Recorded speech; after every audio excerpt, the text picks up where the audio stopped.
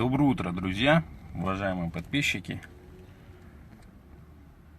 Как вы следите за новостями, Алмаз Шаршенович Атамбаев, выступая буквально позавчера в Узгенском районе Ужской области перед жителями Узгенского района, вчера на встрече с главой Газпрома Миллером, подтвердил о том, что 1 декабря 2017 года он уходит с поста президента Кыргызской республики.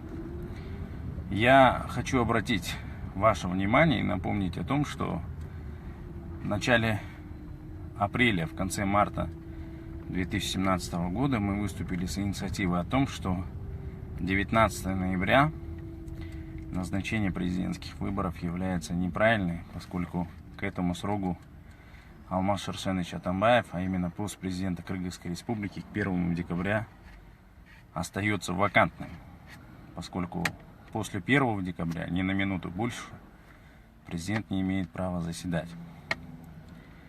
Тогда политическая партия Атамекен, в частности мы, подверглись жесткой критике как со стороны Центральной избирательной комиссии, со стороны юристов парламента, со стороны отдельных представителей администрации президента о том, что мы ошибаемся и, как всегда, вводим смуту.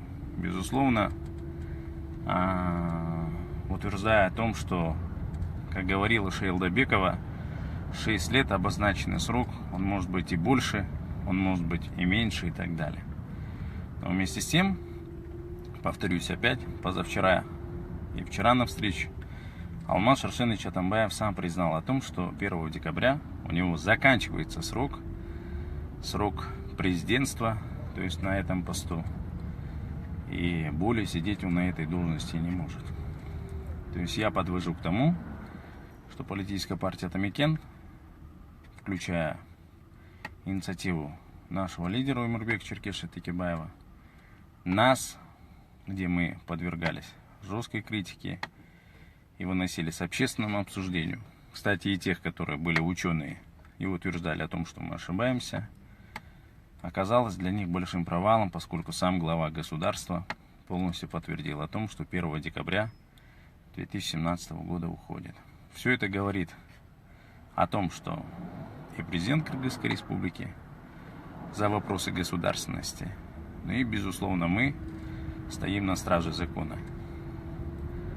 Вот таким образом, с уважением, ваш Канатбек Азиз. Удачи вам!